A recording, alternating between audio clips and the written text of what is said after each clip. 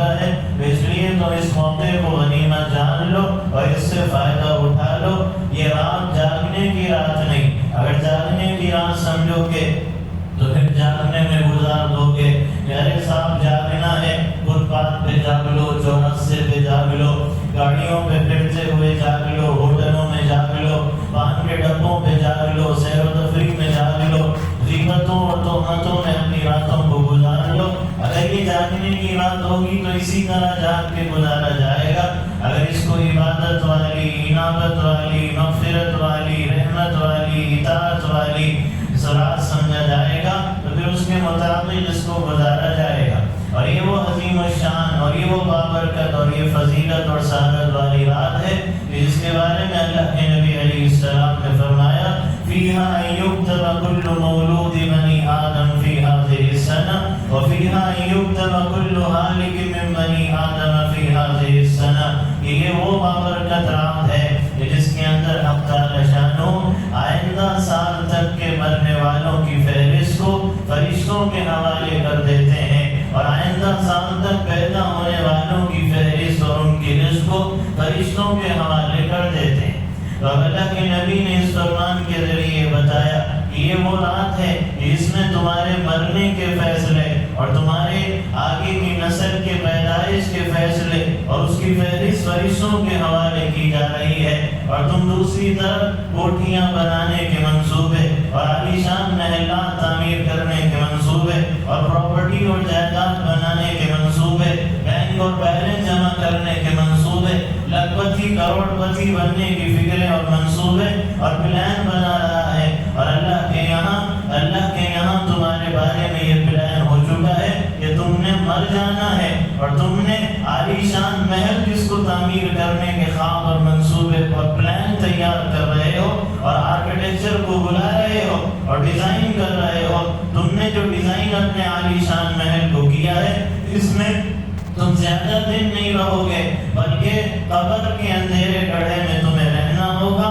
جو وحشت کا اور کیڑوں مکوڑوں کا گھر ہوگا، اور جہاں پہ اجنبیت اور بے گانگی ہوگی، اور وہاں وسعت اور کشادگی ہوگی، یا وہاں پہ تمہیں تنگ جگہ پہ اپنی مرنے کے بعد کی زندگی کو گزارنا پڑے گا، اس کا جائزہ لے لو اور اس کے بارے میں سوچ لو اور متوجہ ہو جاؤ۔ اور اس کے ذریعے اللہ کے نبی علیہ السلام نے یہ بتایا کہ وہ ذات جس کے قبضے قدرت میں تمہاری موت بھی ہے اور تمہاری پیدائش بھی ہے، تو کیا تم یہ سمجھتے ہو کہ موت اور پیدائش تو اس کے قبضے قدرت اور اختیار میں ہے، لیکن موت اور پیدائش کے درمیان کی جو زندگی ہے یہ تمہارے ہاتھ میں ہے اور تمہارے قبضے اور تمہارے اختیار میں ہے۔ جس ذات کے ہاتھ میں پیدائش ہے اور جس ذات کے قبضے میں موت ہے، تو زندگی اور موت کے درمیان کے تمام مسائل بھی اسی کے قبضے میں ہیں اور اس کے تمام اختیارات بھی اسی کے اختیار کے اندر ہے۔ تو اس لیے تم یہ سوچو اور جائزہ لو کہ تمہاری زندگی کا ہر پل اور ہر آنے والی کل کی صبح تمہیں قبر سے قریب کر رہی ہے اور زندگی سے دور کر رہی ہے۔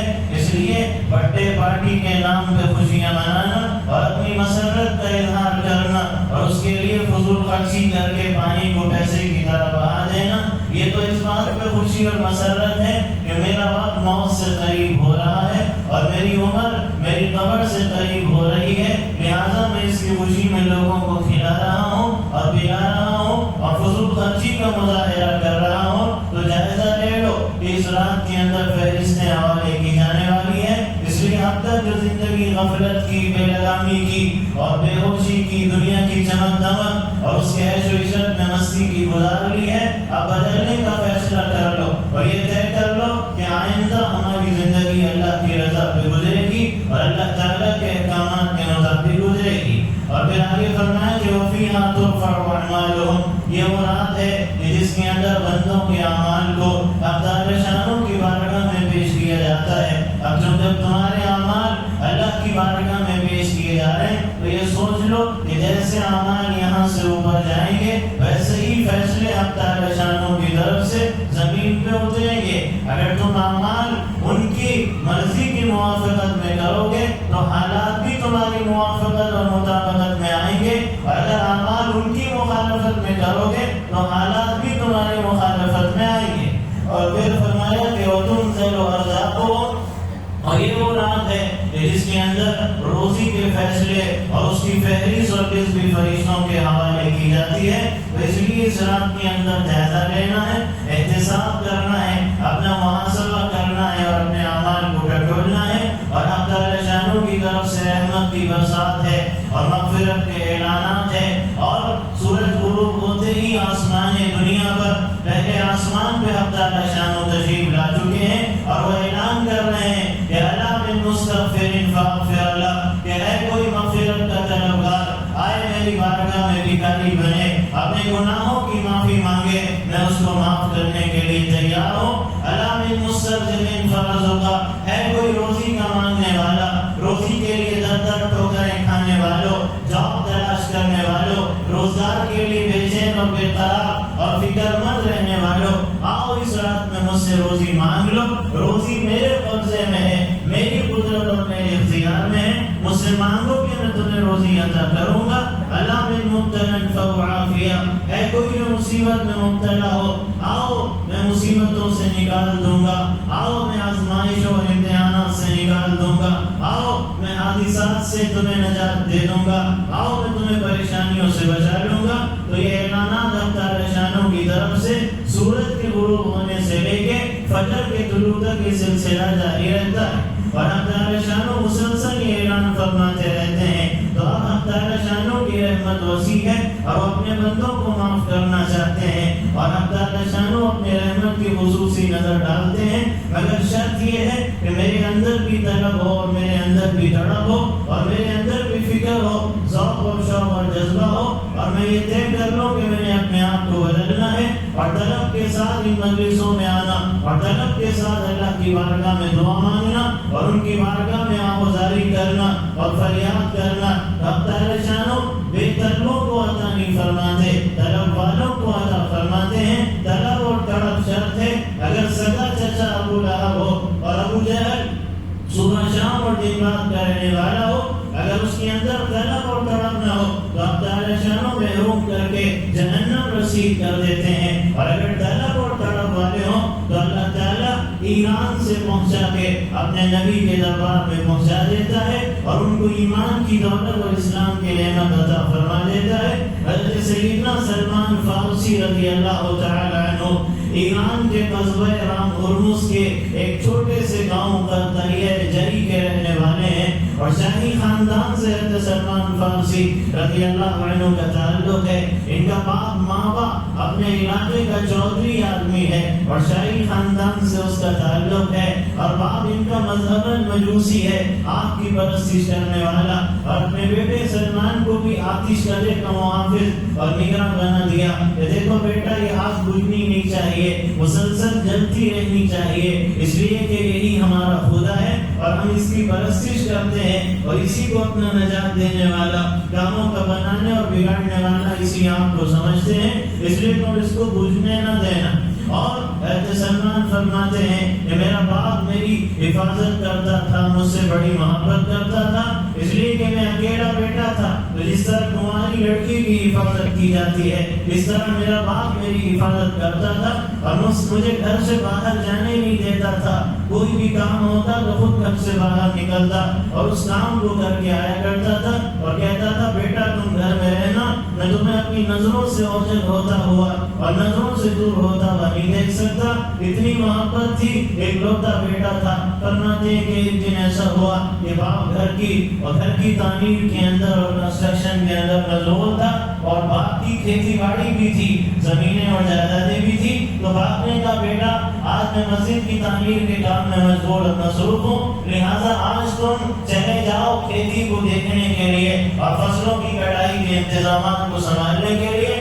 آج میں تمہارے ساتھ نہیں آ سکتا بلکہ میں خود تم کو بھیجوں گا، لیکن بیٹا ذرا جلدی آ جانا، تاخیر مت کرنا اور دیر مت کرنا. حضرت سلمان فرماتے ہیں کہ میں نے باپ سے وعدہ کیا اور میں نکلا. جب میں نکلا تو میں نے راستے میں دیکھا کہ گرجا گھر ہے نصارہ کی اور عیسائی مذہب کے ماننے والوں کی. مجھے کچھ آوازیں سنائی دی تو میں اندر داخل ہوا، اور جب اس گرجا گھر میں داخل ہوا تو مجھے نصارہ اور عیسائی مذہب کے ماننے والوں کے عبادت کا طریقہ بڑا پسند آیا، اور جب پسند آیا تو کافی دیر تک میں دیکھتا رہا اور بڑا متاثر ہوا۔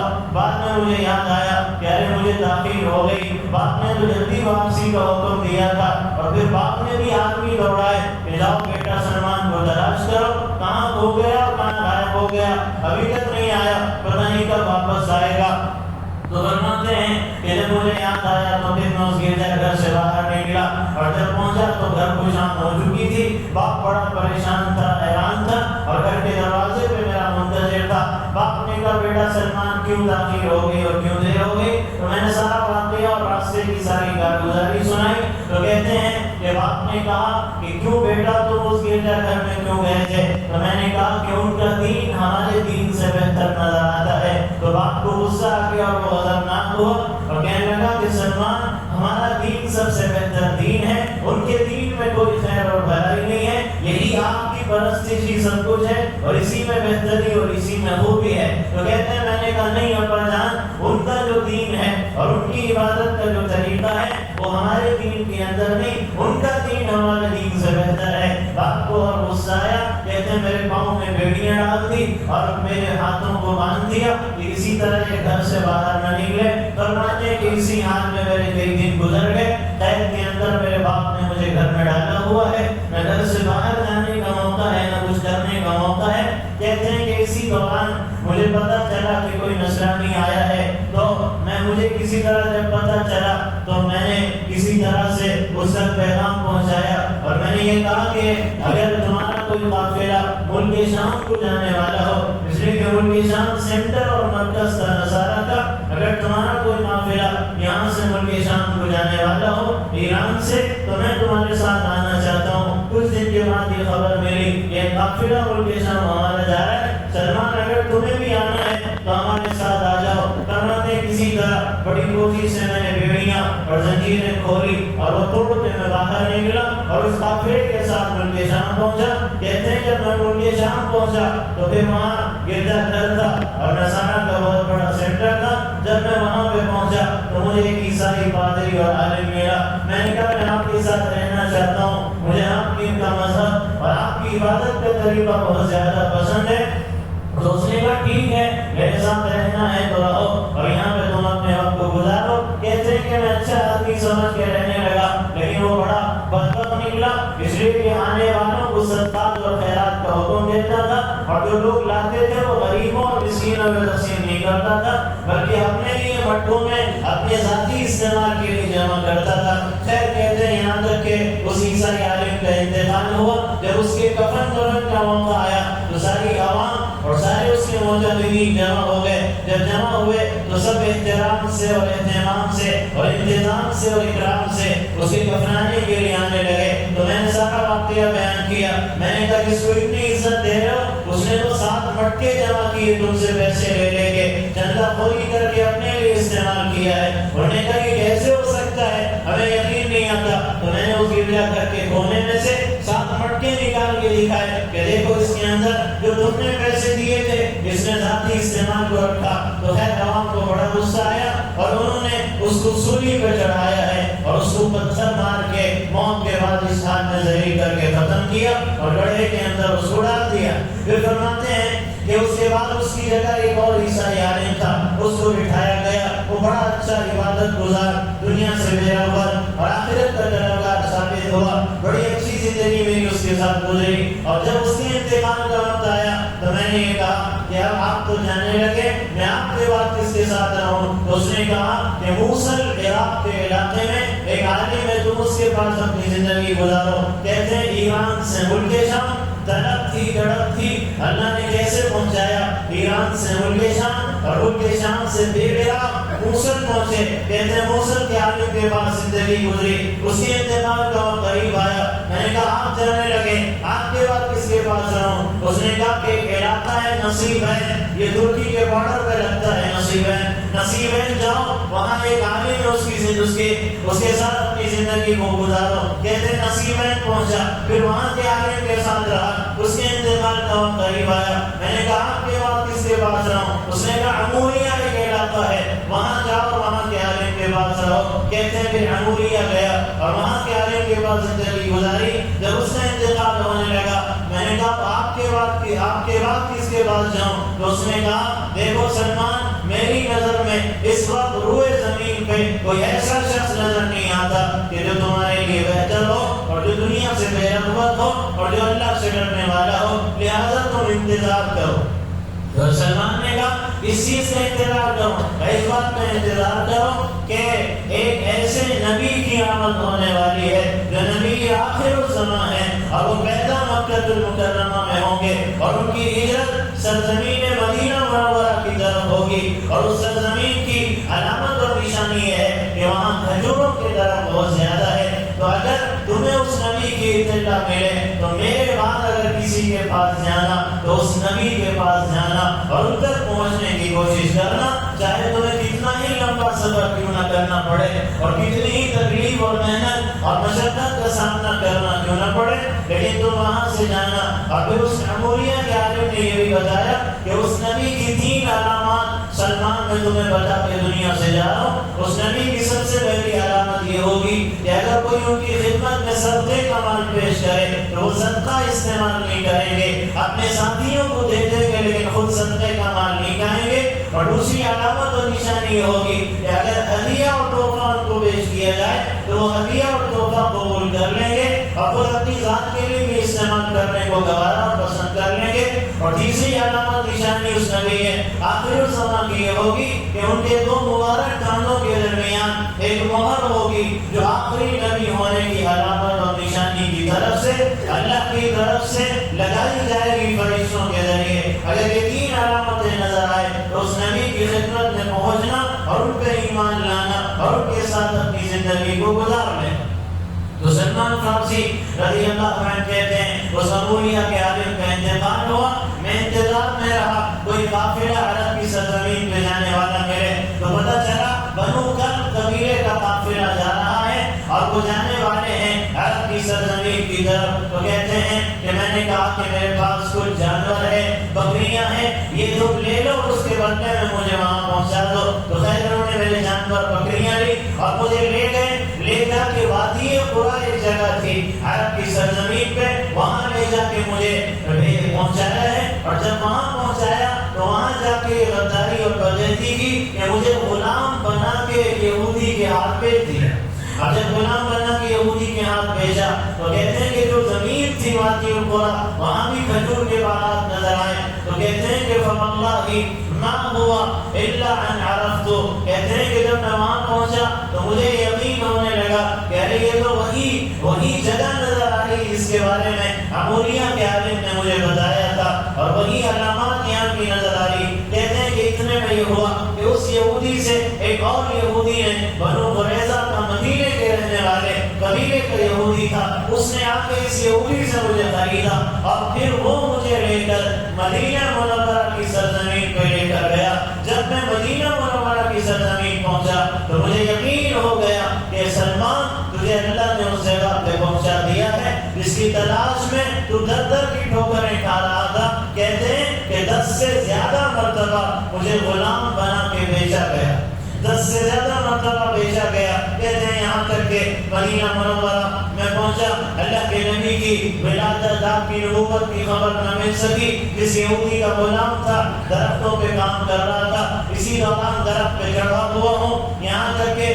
میرے مالک یہودی کے پاس اس کا چچا زاد بھائی آیا. اور یہ وہ موقع تھا جب اللہ کے نبی ہجرت کر کے مسجد قباء کے محلے میں تشریف فرما تھے. تو اس یہودی مالک کا چچا زاد بھائی آیا اور کہنے لگا کہ خدا انصار کو ہلاک کرے. ایک ایسے آدمی کے ارد گرد جمع ہو گئے جو یہ کہتا ہے کہ میں اللہ کا نبی ہوں. حضرت سلمان کہتے ہیں کہ جیسی میں نے یہ بات سنی تو میرے اوپر ایک وجر کی کیفیت طاری ہو گئی، میرے بدن میں لرزہ اور کپکپی طاری ہو گئی. قریب تھا کہ میں درخت سے نیچے گر پڑوں. کہتے ہیں کہ خیر دل کو تھاما، درخت سے نیچے اترا. میں نے کہا کیا کہہ رہے تھے اور کس کی بات کر رہے تھے؟ تو مجھے یہودی آقا نے تھپڑ مارا اور کہا تجھے اس سے کیا بات اور کام؟ خیر میں خاموش ہو گیا اور درختوں پہ چڑھ گیا. جب شام ہوئی تو جو کچھ میرے پاس تھا میں لے کر گیا. اللہ کے نبی کو تلاش کیا. آپ کے پاس جب پہنچا تو میں نے کہا کہ یا محمد بن عبداللہ یہ میری طرف سے صدقے کا مال ہے. آپ پردیس سے آئے ہیں, لمبا سفر کر کے آئے, آپ کے ساتھی بھی ضرورت مند اور محتاج ہیں, لہذا میری طرف سے یہ صدقے کا مال آپ قبول کر لیجیے. تو اللہ کے نبی علیہ السلام نے اپنے ساتھیوں کو صدقے کا مال دیا, لیکن خود اللہ کے نبی نے اس میں سے نہیں کھایا اور آپ نے اپنی ذات کے لیے استعمال نہیں کیا. تو حضرت سلمان کہتے ہیں میں نے کہا کہ یہ پہلی نشانی ہے جو اللہ نے مجھے اپنی آنکھوں سے پوری ہوتی ہوئی دکھائی. اور پھر کہتے ہیں کہ واپس چلا گیا. پھر اگلے دن آیا, کچھ جمع کر کے لایا. میں نے کہا کہ محمد بن عبداللہ یہ میری طرف سے ہدیہ ہے آپ کے لیے. جب میں اس لیے لایا تھا کہ آپ بھی کھائیں گے, آپ نے نہیں کھایا, ساتھیوں کو دے دیا, یہ ہدیے کا مال قبول کر لیجئے. تو اللہ کے نبی نے اس مال میں سے خود بھی کھایا ہے اور صحابہ کو بھی کھلایا. میں نے کہا سلمان اس امولیہ کے عالم کی بتائی ہوئی اللہ نے دوسری نشانی بھی پوری ہوتی بھی دکھا.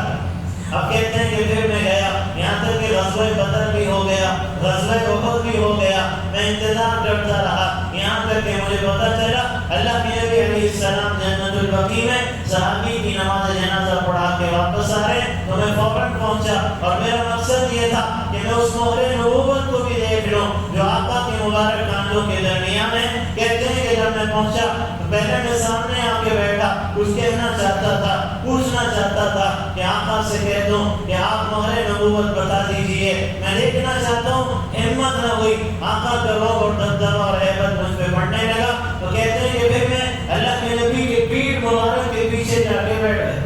جب کچھ مبارک کے پیچھے جا کے بیٹھا تو اللہ کے نبی علیہ السلام نے اپنی گردن کو پلٹایا تو پوچھا کہ سلمان پیچھے کیوں بیٹھے ہو اور کس لیے بیٹھے ہو؟ تو کہتے ہیں میں نے جواب نہ دیا.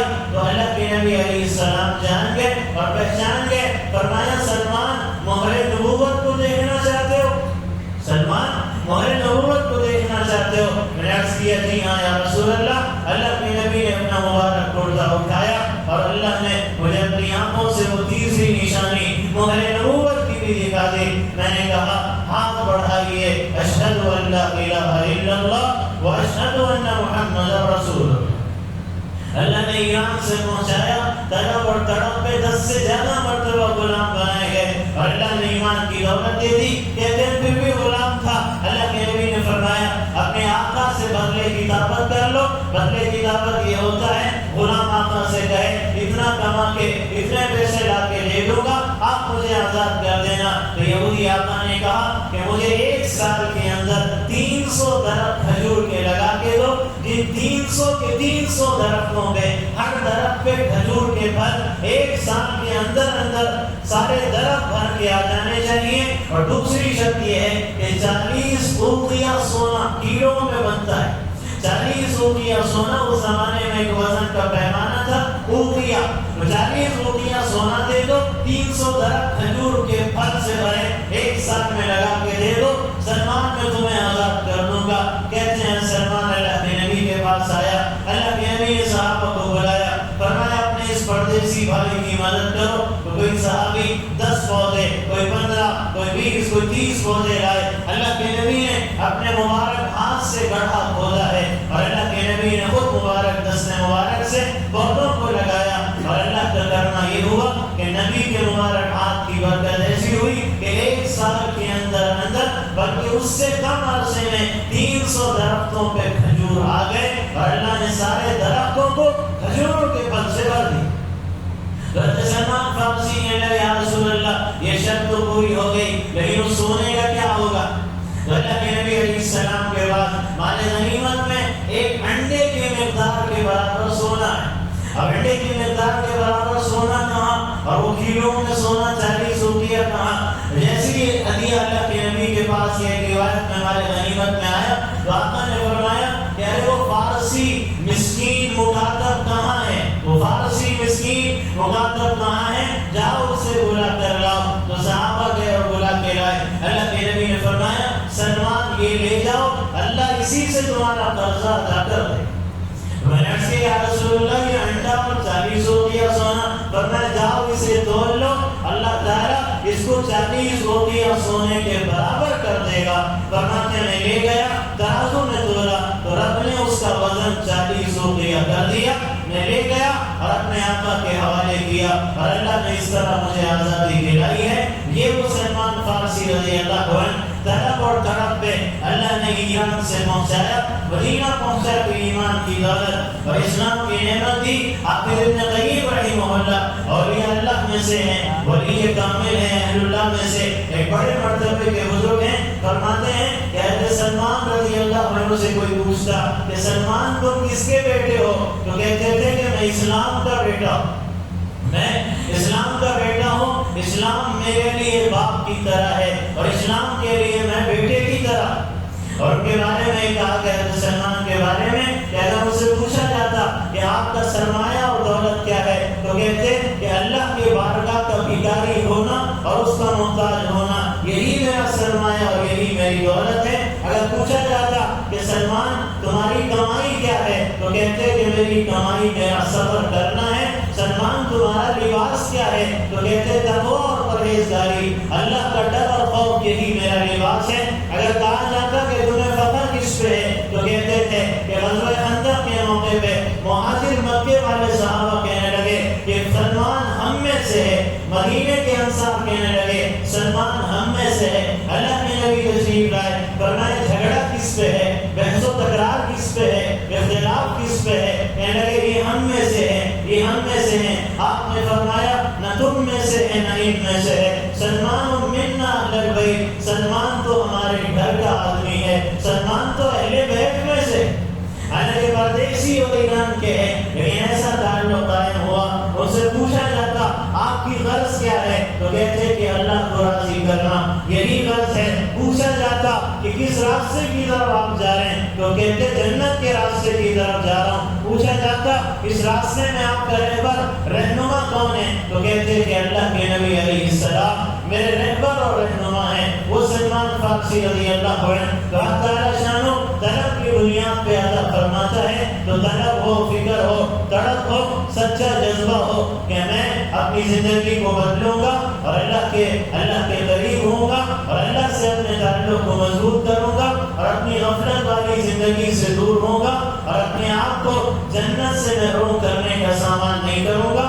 اس لیے یہ سوچنا ہے اور یہ جائزہ لینا ہے اور اسی لیے اپنے اعمال کو ٹٹولنا ہے اور اللہ کی بارگاہ میں سچی پکی توبہ بھی کرنا ہے اور یہ جائزہ لینا ہے کہ جب اعمال حق تعالی شانوں کی بارگاہ میں پیش ہو رہے ہیں تو صرف نماز اور روزہ نہیں پیش ہوگا، صرف حج اور زکات پیش نہیں ہوگی، وہاں ظلم بھی پیش ہوگا، وہاں انصاف بھی پیش ہوگا، وہاں ہمدردی بھی پیش ہوگی، وہاں بے کسی اور بے دردی بھی پیش ہوگی، وہاں سود خوری بھی پیش ہوگی، وہاں رشوت خوری بھی پیش ہوگی اور وہاں جھوٹ بھی پیش ہوگا، وہاں وعدہ خلافی بھی پیش ہوگی، وہاں جھوٹی قسمیں بھی پیش ہوں گی، وہاں زمینوں اور دکانوں اور مکانوں اور گلیوں کو کرائے پہ لے کے ناجائز قبضے کرنا یہ بھی وہاں پیش ہوگا، وراثت میں جائیداد اور پراپرٹی میں اپنی بہن کو اور بیٹی کو اور ماں سے وراثت سے محروم کر دینا یہ عمل بھی اللہ کی بارگاہ میں پیش ہوگا، ماں باپ کی نافرمانی بھی اللہ کی بارگاہ میں پیش ہوگی، ماں باپ کی فرمانبرداری بھی اللہ کی بارگاہ میں پیش ہوگی، رشتہ داروں سے رشتے توڑنا بھی اس کی بارگاہ میں آج پیش ہوگا اور رشتہ داروں سے رشتے جوڑنا بھی اس کی بارگاہ میں آج پیش ہوگا۔ تو عمل صرف میری عبادتیں اور صرف میری تسبیحات اور صرف میرا روزہ اور صرف میری دعائیں اور صرف میری تلاوتیں اور صرف میرے نوافل اور صرف میری نمازیں یہ اس کی بارگاہ میں نہیں پیش ہوگی، ہر عمل اللہ کی بارگاہ میں پیش ہونے والا ہے۔ تو اس لیے جائزہ لینا ہے، اسی لیے رسول اکرم صلی اللہ علیہ وسلم شعبان کے مہینے میں کثرت سے روزے رکھا کرتے۔ سیدنا اسامہ بن زید رضی اللہ عنہ نے پوچھا یا رسول اللہ رمضان کے بعد میں نے آپ کو اتنے روزے رکھتے ہوئے نہیں دیکھا جتنا آپ شعبان میں روزے رکھتے ہیں۔ اللہ کے نبی نے فرمایا وَحِبُّ أَن يُرْفَعَ عَمَلِي وَأَنَا صَائِمٌ، یہ وہ مبارک مہینہ ہے جس میں بندوں کے اعمال رب کی بارگاہ میں پیش ہوتے ہیں۔ میں چاہتا ہوں کہ میرا عمل جب اللہ کی بارگاہ میں پیش ہو تو میں روزے کی حالت میں ہوں۔ اور ایک موقع پہ فرمایا کہ یہ وہ مہینہ ہے جس میں مرنے والوں کی فہرست حوالے دی جاتی ہے، تو میرے لیے جب موت کا فیصلہ لکھا جا رہا ہو تو میں روزے کی حالت میں ہوں۔ تو اس لیے جائزہ لیتے ہوئے اپنے وقت کو قیمتی بنانا ہے اور اپنی زندگی کے ہر عمل کا جائزہ لینا ہے۔ کہ اللہ کی بارگاہ میں مجھے اپنے ہر عمل کا جواب دینا ہے. آج اس کے بارگاہ میں ہر عمل پیش کیا جانے والا ہے. اگر بدعمالیاں زندگی میں تھی تو ہر بدعملی سے مجھے توبہ کرنا ہے, جھوٹ سے اپنے آپ کو بچانا اور وعدہ خلافی سے اپنے آپ کو بچانا. اب جن کے اندر اس بات کا احساس تھا تو ان کو صرف شب برات میں نہیں تھا, شب برات کی مغرب میں اور شب برات کی عشاء میں اور شب برات کے اگلے دن کی فجر روزے میں نہیں تھا, بلکہ روزانہ ان کو یہ احساس تھا کہ میرا عمل اللہ کی بارگاہ میں پیش ہوتا ہے. اور جب یہ احساس تھا تو زندگی کے ہر موڑ پر اللہ کی نافرمانی کرنا ان کے لیے مشکل تو کیا بلکہ ناممکن تھا. آپ اندازہ کریں, رسول اکرم صلی اللہ علیہ وسلم نے ارشاد فرمایا لا ایمان لمن لا امانت له ولا دین لمن لا عهد له, کہ جو امانت دار نہیں ہے وہ ایماندار نہیں ہے, جو وعدے کا پاسدار نہیں ہے وہ دیندار نہیں. اب دنیا لاکھ کرے ان کا حلیہ, ان کی نمازیں اور ان کی عبادتیں, ان کی وظائف, اس لیے یہ دیندار ہے, لیکن اللہ کے رسول تمہیں دیندار ماننے کے لیے تیار نہیں اگر تم وعدے کے پاسدار نہیں. اور اندازہ کریں اللہ اکبر, غزوہ بدر کے موقع پہ 313 کی تعداد ہے.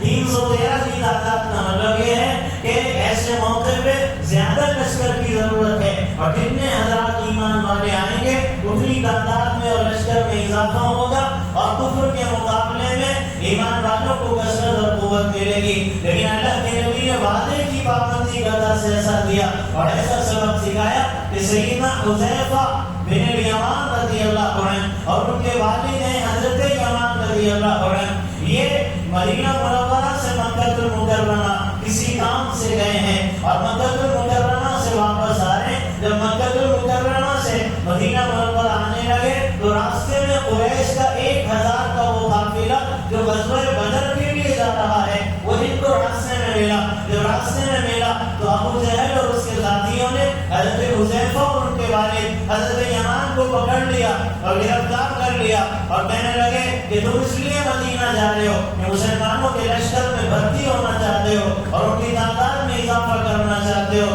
حضرت حذیفہ اور حضرت یمان نے کہا کہ نہیں, ہمارا مدینہ منورہ میں مکان ہے اور گھر ہے, ہم اپنے گھر جانا چاہتے ہیں اور اپنے مکان جانا چاہتے ہیں, ہمارا اور کوئی مقصد نہیں ہے. تو جب انہوں نے وعدہ کیا تو ابو جہل اور اس کے ساتھیوں نے حضرت حذیفہ اور ان کے والد کو چھوڑ دیا.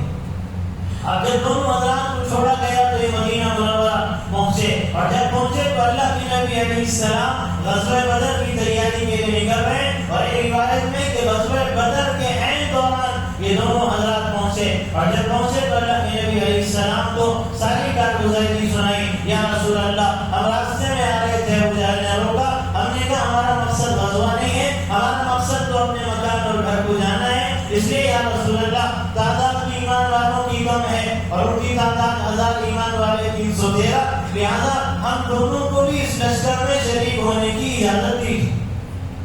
تو اللہ کے نبی علیہ السلام نے فرمایا کہ جو وعدے کا پاسدار نہیں وہ دیندار نہیں. اس لیے اگرچہ کہ موقع ایسا ہے کہ ایمان والوں کو لشکر زیادہ چاہیے اور تعداد زیادہ چاہیے, لیکن ایمان والا ہر حال میں زبان کی پابندی اور وعدے کی پابندی کرتا ہے, لہذا تم دونوں کو اس لشکر میں شریک ہونے کی اجازت نہیں. اللہ جس موقع پہ ضرورت ہے ایمان والوں کی تعداد اور لشکر کی, وہاں وعدے کی پابندی کا درس دے کے اللہ کے نبی علیہ السلام نے بتایا کہ صرف عمل اللہ کے راستے میں جانا اور قربانی دینا نہیں اور صرف عبادت نہیں, وعدے کی پابندی اتنا بڑا عمل ہے کہ چاہے کافر و مشرک غیر مسلم کیوں نہ ہو, اس کے ساتھ کیے ہوئے وعدے کی بھی پابندی کی جائے. یہ درس اللہ کے نبی علیہ السلام نے دیا ہے. اس لیے اپنے ہر عمل کا جائزہ لینا اور اپنے ہر عمل کو ٹٹولنا یہ اللہ کی بارگاہ میں پیش ہونے والا ہے. اللہ اکبر, کیا احساس تھا ان کی زندگی کے اندر. امیر المومنین سیدنا عمر بن خطاب رضی اللہ عنہ کے دور خلافت میں ایک واقعہ یہ پیش آیا. ایک نوجوان ایمان والا ہے اور اس نے ایک نوجوان ایمان والے کے اونٹ پر پتھر اٹھایا, اور جب پتھر اٹھا کے اونٹ کو مارا تو اونٹ زخمی ہوا اور مر گیا. اب جب زخمی ہو کے اونٹ مرا تو جس نوجوان ایمان والے کا وہ اونٹ تھا، اس کو غصہ آیا، وہ غضبناک ہوا اور غضبناک ہو کر اس نے بدلے میں پتھر اٹھایا اور وہ پتھر جا کے سیدھا اس نوجوان ایمان والے کے سر پہ لگا جس نے اونٹ کو مارا تھا. وہ زخمی ہو کے گرا اور وہ بھی مر گیا. اب یہ واقعہ عمر رضی اللہ عنہ کے دور خلافت میں پیش آیا تو وہ جو مقتول تھا اس کے ورثاء اور بیٹے امیر المومنین کے دربار میں حاضر ہوئے. کہنے لگے امیر المومنین انصاف دلائیے. تو امیر المومنین نے فرمایا کہ خون بہا، جان کی قیمت 100 اونٹوں کی قیمت لے لو اور اس قاتل کو چھوڑو. تو انہوں نے کہا کہ نہیں، ہم تو جان کے بدلے میں جان لیں. تو جب یہ بات کی کہ جان کے بدلے میں جان لیں گے تو جس کی وجہ سے پتھر پڑ کے ان کا جو آدمی ختم ہوا تھا اس کو حضرت عمر رضی اللہ عنہ کے دربار میں پیش کیا گیا کہ اب تمہاری جان لی جائے گی اور قصاص لیا جائے گا. تو اس نوجوان ایمان والے نے یہ کہا اگرچہ کہ غلطی ہوئی ہے، جرم بڑا ہوا ہے، لیکن وہ جذبات سے مغلوب ہو کے ہوا. لیکن اس ایمان والے نے کہا امیر المومنین میں تیار ہوں قصاص کے لیے اور جان کے بدلے میں اپنی جان پیش کرنے حاضر ہوں، لیکن مجھے 2 دن کی مہلت دے دیجیے. امیر المومنین نے فرمایا کہ تو اجنبی ہے اور تو پردیس کا ہے، ہم میں سے کوئی تجھے یہاں مجلس میں جانتا اور پہچانتا بھی نہیں، کیا پتا تجھے ضمانت دے دیں اور تو یہاں سے غائب ہو جائے اور اپنی جان بچا لے اور اپنی جان کو چھڑا لے. تو اس مجلس میں کون تیری ضمانت دے گا کہ واقعی تو 2 دن کے بعد آئے گا اور اپنی جان پیش کر دے گا. تو اس مجمع میں سیدنا ابو ذر غفاری رضی اللہ عنہ موجود تھے. کہنے لگے کہ میں امیر المومنین میں اس آدمی کی ضمانت لیتا ہوں. تو امیر المومنین اور اس مقتول کے بیٹوں نے کہا ابو ذر نہ ہم جانتے پہچانتے نہ تم جانتے پہچانتے، لہذا کیسے ضمانت لے رہے ہو؟ اگر واپس نہ آیا تو کہنے لگے میں جانتا ہوں اور میں یقین سے کہتا ہوں کہ یہ 2 دن میں واپس آ جائے گا. تو امیر المومنین نے اور مقتول کے ورثاء نے کہا ابو ذر اگر یہ 2 دن میں واپس نہیں آیا تو اس کی جگہ تمہیں سولی پہ چڑھایا جائے گا. ابو ذر کہنے لگے کہ دیکھ لینا کون کب واپس آتا ہے. یہ گیا یہاں سے 2 دن ہو گئے، دوسرے دن کی عصر کی نماز ہو گئی اور ورثاء کے وارث کے اس کے بیٹے آ گئے. امیر المومنین نے کہا ابو ذر انتظار کرو، اب باری آپ کی ہوگی، اگر وہ نہیں آیا تو آپ کی باری ہوگی. ابو ذر نے کہا جلدی کیا ہے، ابھی تو مغرب، ابھی سورج غروب نہیں ہوا، سورج ڈوبے گا تو دوسرا دن ہوگا، انتظار کرو. تو اس کے بیٹے انتظار میں سورج غروب ہونے سے پہلے وہ نوجوان واپس آیا. جب وہ واپس آیا تو امیر المومنین نے پوچھا تو نے 2 دن کی ضمانت کیوں لی اور پھر جا کے واپس کیسے آیا؟ امیر المومنین بات یہ ہے کہ جو غلطی ہوئی تھی جذبات سے مغلوب ہو کے ہو گئی تھی، جرم ہو گیا تھا، لیکن اللہ کے نبی نے ہمیں زبان اور وعدے کی پابندی سکھلائی ہے. میں صرف اس لیے گیا کہ میری بیوی نہیں ہے، وہ دنیا سے جا چکی ہے، میرے چھوٹے چھوٹے بچے ہیں، میں ان کو رشتہ داروں کے حوالے کر کے کچھ روپے پیسے کا انتظام کر کے آیا ہوں، اس لیے میں نے 2 دن کی مہلت لی تھی. اب میری جان حاضر ہے، میری جان لے لی. تو جو مقتول کے وارث تھے وہ کہنے لگے کہ ہم ایسے شخص کی جان نہیں لینا چاہتے جس نے امت کو یہ درس دیا ہو کہ زبان اور وعدے کی پابندی نبی کا امتی اس طرح کرتا ہے. اس لیے ہم اس کی جان چھوڑتے ہیں اور ہم اس کو معاف اور درگزر کرتے ہیں. تو یہ بھی وہ اعمال ہے جو اللہ کی راہ، اللہ کی بارگاہ میں اس کے دربار میں پیش ہوتے ہیں. تو اس لیے ان کا بھی جائزہ لینا ہے اور سچی پکی توبہ کرنا. اللہ کے نبی علیہ السلام نے فرمایا کہ آج کی رات قیام کرو اور اگلے دن کو روزہ رکھو. اور مومنین عائشہ صدیقہ رضی اللہ عنہا فرماتی ہیں کہ میں اللہ کے نبی علیہ السلام تشریف لائے اور بستر پہ آرام کرنے لگے. تھوڑی دیر گزری، میری آنکھ کھلی، آقا بستر پہ موجود نہیں. میں تلاش میں نکلی تو آقا کو جنت البقیع میں پایا کہ آقا اپنی امت کے لیے مغفرت کی دعا مانگ رہے تھے. میں بھاگے اور دوڑے ہوئے آئی، اللہ کے نبی تشریف لائے. عائشہ تمہاری سانس پھول رہی ہے یا رسول اللہ، اصل میں آپ کی تلاش میں نکل گئی تھی کہ آپ کہاں چلے گئے. اللہ کے نبی نے فرمایا کیا تم نے یہ سوچا تھا کہ اللہ اور رسول تم پہ زیادتی کریں گے اور تمہاری گاڑی میں کسی اور کے پاس چلا جاؤں گا؟ تو اللہ کے حضرت عائشہ نے فرمایا اللہ کے نبی مجھ سے غلطی ہو گئی. پھر اللہ کے نبی نے فرمایا بات یہ ہے کہ جبرائیل امین علیہ السلام میرے پاس آئے تھے اور نے فرمایا کہ آپ تعالیٰ شانو آج کی رات عرب کا وہ قبیلہ جس کو بنو کلب کہا جاتا ہے اور لہذا کوئی بکریوں کے ریوڑوں کا مالک نہیں تھا. اور بکریوں کے بدن پہ جتنے بال ہیں اب تعالی شانو ان بدن کے بالوں سے بھی زیادہ تعداد میں امت کی مغفرت کے فیصلے فرماتا ہے. اور پھر فرمایا کہ آج کی رات میں سب کی مغفرت ہوتی ہے لیکن شرک کرنے والے کی مغفرت نہیں. اب شرک کا مطلب یہ کہ ہم تعالی شانوں کی ذات میں شرک نہ کریں, اللہ کی صفات میں شرک نہ ہو, اللہ کے حقوق میں شرک نہ ہو, اللہ کے احکامات میں شرک نہ ہو, اللہ کے اختیارات میں شرک نہ ہو, اللہ کے قانون میں شرک نہ ہو. شرک کا مطلب صرف عبادت نہیں, اگر اللہ کے علاوہ کسی اور کے قانون کو اللہ کے برابر, اللہ کے قانون کے برابر یا اللہ کے قانون سے بڑھ کے درجہ دے رہا ہے تو یہ بھی مشرک ہے. اگر اللہ کے برابر یا اللہ سے بڑھ کے کسی سے محبت کر رہا ہے تو یہ بھی مشرک. اگر پالنے والا اللہ کو بھی سمجھتا ہے, ساتھ میں کسی اور کو بھی سمجھتا ہے تو یہ بھی مشرک ہے. روزی دینے والا اللہ کو بھی سمجھتا ہے, ساتھ میں کسی اور کو بھی سمجھتا ہے تو یہ بھی مشرک ہے. رکوع اور سجدہ اللہ کے لیے ہوتا ہے, کسی اور کے لیے کرے تو یہ بھی مشرک ہے. طواف اللہ کے گھر کا کسی اور کا ہو تو یہ بھی مشرک کے اندر شامل ہے. اس لیے عزت دینے والا اللہ کسی اور کو عزت دینے والا سمجھے تو مشرک ہے. ذلت دینے والا اللہ کسی اور کو ذلت دینے والا سمجھے مشرک ہے. نفع نقصان دینے والا اللہ کسی اور کو نفع نقصان دینے والا سمجھے تو مشرک ہے. اولاد دینے والا اللہ کسی اور کو اولاد دینے والا سمجھے تو مشرک ہے.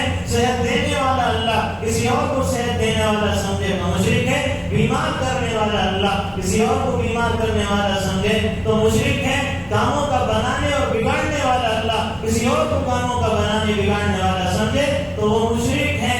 اور اللہ تعالیٰ کی حاجت روا مشکل کشا ہے, کسی اور کو حاجت روا مشکل کشا مددگار سمجھے تو یہ مشرک ہے. اس لیے شرک کے تمام تصورات سے اپنے آپ کو پاک اور صاف کرنا اگر مغفرت کروانا ہے. اور دوسرے فرمائیں کہ مشرک جو کینہ پرور ہوگا, سینے میں کینہ پالنے والا ہوگا, اس کی بھی آج کی رات مغفرت نہیں ہو.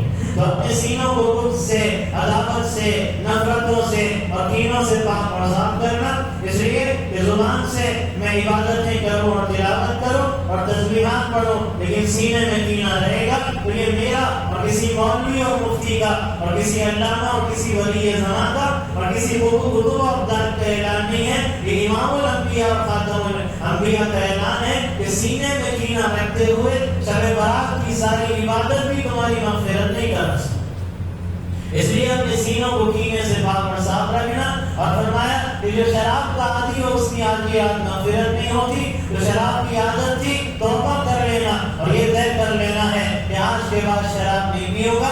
اور اس کے ساتھ فرمایا کہ جو ماں باپ کا نافرمان ہو اس کی بھی آج کی رات مغفرت نہیں ہوتی. تو فجر تک عبادت کرو, فجر تک نوافل پڑھو, لاکھوں ہزاروں لاکھوں وظائف کر لو, 70,000 مرتبہ کلمہ پڑھ لو اور تم کئی ختم قرآن کے کر لو. اگر تمہارے ماں باپ تم سے ناراض ہیں تو اللہ کی طرف سے یہ اعلان ہے کہ تمہاری مغفرت نہیں ہو سکتی. اس لیے اپنے ماں باپ کو راضی کرنا اور ان کو خوش کرنا. اللہ کے نبی علیہ السلام نے قیامت کی علامات اور نشانیوں میں سے یہ فرمایا کہ عقر رجل امہ وادنا صدیقہ واقصى اباہ, کہ قیامت کے قریب یہ ہوگا کہ ماں کو ذلیل کیا جائے گا اور باپ کو دھکے دے کے گھر سے نکال دیا جائے گا اور دوستوں کی دلداری ہوگی, باپ کے ساتھ غداری ہوگی. حالانکہ اللہ کے نبی علیہ السلام نے فرمایا کہ باپ یہ تمہاری جنت بھی ہے اور تمہاری جہنم بھی ہے. اور آقا نے فرمایا کہ باپ کی رضا میں اللہ کی رضا اور باپ کی ناراضگی میں اللہ کی ناراضگی. دنیا میں مجھے یہ نہیں پتا کہ میرا رب مجھ سے راضی ہے ناراض ہے, لیکن آقا یہ فرماتے ہیں یہ دیکھنا ہے کہ رب راضی ہے تو یہ دیکھ لو کہ باپ راضی ہے یا نہیں. اللہ ناراض ہے یا نہیں ہے دیکھنا ہے تو یہ دیکھ لو کہ باپ ناراض ہے یا راضی. باپ ناراض ہے تو رب بھی ناراض ہے, باپ راضی ہے تو رب بھی راضی. اور اپنی ماؤں کا ادب اور احترام کرنا اور ان کی خدمت کرتے رہنا. ایک صحابی اللہ کے نبی علیہ السلام کی خدمت میں حاضر ہوئے, عرض کیا یا رسول اللہ میری ماں معذور ہے, اس کی کمر جھک گئی ہے, اس کی ہڈیاں بوسیدہ ہو گئی ہیں, وہ چلنے پھرنے کے قابل نہیں, اس لیے میں نے اپنی ماں کو کاندھے پہ اٹھایا اور کاندھے پہ اٹھا کے بیت اللہ کا طواف کرایا, پھر کاندھے پہ اٹھا کے صفا مروہ کی سعی کرائی اور پھر کاندھے پہ اٹھا کے میں اپنی ماں کو مینا بھی لے گیا اور مزدلفہ بھی لے گیا اور عرفات بھی لے گیا اور باندھے ہی پہ اٹھا کے میں نے اپنے ماں کو کنکریوں کی رمی اور رمی جماعت کرائی اور سارا حج میں نے اپنی ماں کو کاندھے پہ اٹھا کے کرایا. تو کیا اللہ کے نبی میں نے اپنی ماں کا حق ادا کر دیا؟ اللہ کے نبی علیہ السلام نے فرمایا کہ تیری ماں 9 مہینے حالت عمل میں تجھے لے کے جو چلتی اور پھرتی رہی، کبھی اٹھتی تھی، کبھی بیٹھتی تھی، کبھی مچلتی تھی، کبھی تڑپتی تھی. اس 9 مہینے کے زمانے میں تیرے ماں کے منہ سے جو ایک آہ نکلی تھی، تو نے اپنی ماں کی اس ایک آہ کا بھی حق ادا نہیں کیا. تو یہ وہ ماں باپ ہیں، اس لیے ان کی قدر اور ادب احترام کر لینا. نافرمانی اور ناراضگی کی زندگی تھی تو جانا اور معافی مانگ لینا. واٹس ایپ پہ معافی نامہ بھیجنے سے معافی نہیں ہوتی جب تک ماں باپ معاف نہ کرے. اور اسی طرح اللہ کے نبی علیہ السلام نے فرمایا کہ رشتے ناتوں کو توڑنے والے ان کی بھی مغفرت نہیں ہوگی. سیدنا عبداللہ بن مسعود رضی اللہ تعالی عنہ مجلس میں بیٹھے ہیں، بیان ختم ہے، دعا کا وقت آتا ہے، کہنے لگے خبردار اگر ہماری مجلس میں کوئی رشتے ناتوں کو توڑنے والا ہو تو اس مجلس سے اٹھ کے چلا جائے. اس لیے کہ جس مجلس میں ایک بھی رشتے توڑنے والا ہوتا ہے اس مجلس والوں پہ اللہ کی رحمت نازل نہیں ہوتی. اس لیے فرمایا کہ رشتے ناتے توڑنے والا ان کی بھی مغفرت نہیں ہوتی. ٹخنوں کے نیچے کپڑا لٹکانے والا ان کی بھی مغفرت نہیں ہوتی. خودکشی کرنے والا اس کی مغفرت نہیں ہوتی. زنا کرنے والا اس کی مغفرت نہیں ہوتی. چغلخوری کرنے والے ان کے بارے میں اللہ کے نبی نے فرمایا چغلخوروں کا حشر قیامت کے دن کتوں کی صورت میں ہوگا. گلی کے کتے ادھر سے ادھر اور ادھر سے ادھر پھرتے ہیں، یہ ادھر سے ادھر لگائی اور اجائی کا کام کرنے والا اور کام کرنے والی قیامت کے دن کتوں کے گروپ میں آئیں گے اور ان کی شکل اور صورت میں سامنے لائے جائیں گے. اس لیے ان تمام گناہوں سے معافی مانگنا اور اللہ کی بارگاہ میں مغفرت کی بھیک مانگنا اور سچی اور پکی توبہ کرنا. اور سچی وقتی توبہ کیا ہے کہ وقتی طور پہ کوئی جوش آ گیا اور وقتی طور پہ ایک جذبہ آ گیا اور رو لیے اور آنسو بہا لیے اور اس کے بعد زندگی اسی ڈگر پہ اور اسی رخ پہ چلتی رہی. یہ سچی پکی توبہ نہیں ہے. سچی پکی توبہ تو وہ ہے جو صحابہ کرام رضوان اللہ علیہ اجمعین کی زندگی میں نظر آتی. اور ایسی توبہ کے ساتھ وہ حضرات جو غزوہ تبوک میں اللہ کے راستے میں جانے سے پیچھے رہ گئے. ایک روایت میں ہے کہ حضرت ابو لبابہ رفاع بن عبد المنذر رضی اللہ عنہ اللہ کے نبی نے بنو قریظہ یہود کے قبیلے سے بات کرنے کے لیے ان کو بھیجا اور یہ فرمایا کہ یہ نہیں بتانا کہ ان کے لیے کیا فیصلہ ہوگا، بس جانا اور ان سے بات کر کے آنا. حضرت ابو لبابہ پہنچے اور جب بات ہوئی بنو قریظہ قبیلے کے لوگوں سے بات میں یہ کہا کہ تم اللہ کے رسول کا فیصلہ تسلیم کر لو. اور اچانک اپنے ہاتھ سے اپنے گلے کی طرف اشارہ کر دیا جس سے یہ اشارہ تھا نہیں مانو گے تو مارے جاؤ گے. بس ہاتھ سے اشارہ، جیسے اشارہ کیا تو اچانک یاد آیا یہ تو آقا کا راستہ، میں نے اللہ رسول کے ساتھ خیانت کر دی جو میں نے اشارہ کر کے بتا دیا. ابھی غلطی ہو گئی. اب جب یہ غلطی ہو گئی تو فوراً آئے اور مسجد نبوی کے ستون سے ایک وزندار زنجیر کے ذریعے اپنے آپ کو باندھ دی اور کہنے لگے کہ جب تک اللہ کے نبی علیہ السلام میری زنجیر نہیں کھولیں گے اس وقت تک میں اپنے آپ کو نہیں کھولوں گا. اتنا احساس تھا کہ مجھ سے اتنی بڑی غلطی ہو گئی، اتنا بڑا مجھ سے جرم ہو گیا.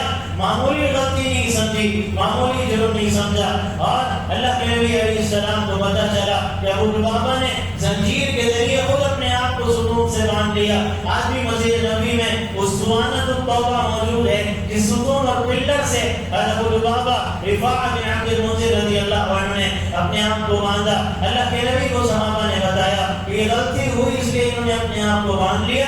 اللہ کے نبی نے فرمایا کہ اگر وہ میرے پاس آتے تو میں معاف کر دیتا، لیکن اگر انہوں نے خود یہ طے کیا ہے کہ جب تک اللہ کے رسول نہیں کھولیں گے میں اس وقت تک اپنے آپ کو رہا نہیں کروں گا، تو اب ان کو بھی انتظار کرنا چاہیے. میں بھی اس وقت تک نہیں کھولوں گا جب تک کہ اللہ تعالیٰ خود ان کی مغفرت کا اعلان اور فیصلہ زمین پہ نہ اتارے. اب زنجیر سے اپنے آپ کو باندھا، سوائے نماز اور ضرورت پوری کرنے. وہ زنجیر اپنی لڑکی کو کہا نماز اور ضرورت پوری کرنے کے وقت میں زنجیر کھول دینا، پھر اس کے بعد اپنے آپ کو زنجیر سے باندھ لیتے.